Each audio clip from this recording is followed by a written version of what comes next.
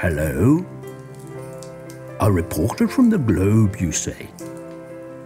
An interview? With me? Well, yes, okay. Maybe for just a few moments. This is a very busy time for me, but I'll do my best to answer your questions. Describe a typical year in the life of Santa. Well, let me see now where best to start. In January, Mrs. Claus tells me I tend to snore quite a bit. This is when I rest and try to recover from the extreme efforts of December. Otherwise, I only take on light duties such as looking after the reindeer. In February, it's my month for catching up on all the paperwork. This is without doubt my least favorite job. When March comes along, we hold trials to see whether any new recruits are ready to join our reindeer teams. We receive some of the most unusual applications. The month of April is all about spring cleaning. My home, the library, the post office, and the factory. In fact, everything gets a good scrub. Last year's letters, lists, and reports are all filed away, and space is made for the coming year's work. You might be surprised to hear that May is probably the most important month of the year for Christmas.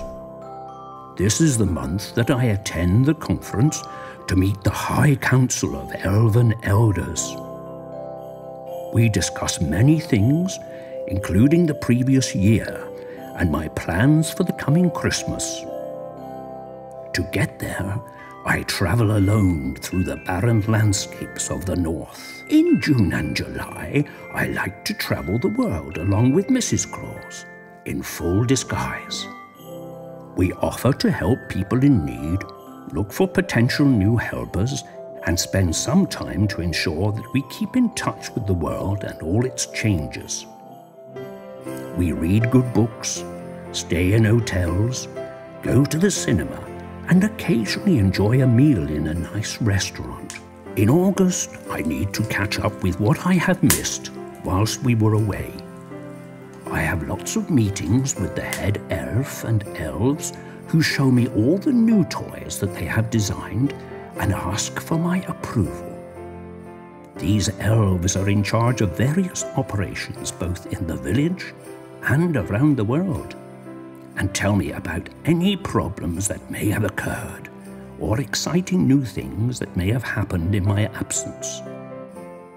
It is now that things really start gaining momentum as the Christmas season begins. The month of September is all about navigation. I start planning my journey for Christmas Eve and check the latest flight times and routes. I also plan and map the checkpoints from where I will be loaded up with a new batch of presents. In October, letters start to come in from all over the world. From this moment on, I spend a lot of my time in the post office at the North Pole. November is when I take each child's letter and also check their year glass to see how they have behaved during the year. This information helps me to write up the annual naughty and nice lists. And finally, December, the busiest month of all, is taken up with so many jobs. It is impossible to list them all. They include final checks of the naughty and nice lists, and of course, wrapping up all the presents. Then the day that we've been working towards all year arrives. Christmas, when I set out on my magical journey to spread happiness to all the good little boys and girls around the world. Well, it has been nice talking to you, but I really must leave it there. If you require any further information, you will find it in my very own Book of Secrets. A Merry Christmas to you.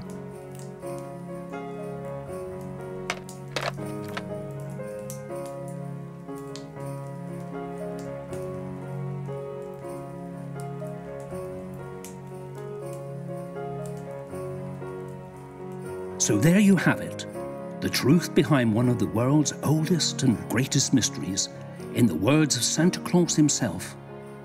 We've tried our best to do such an important story justice, and hope you have enjoyed watching it.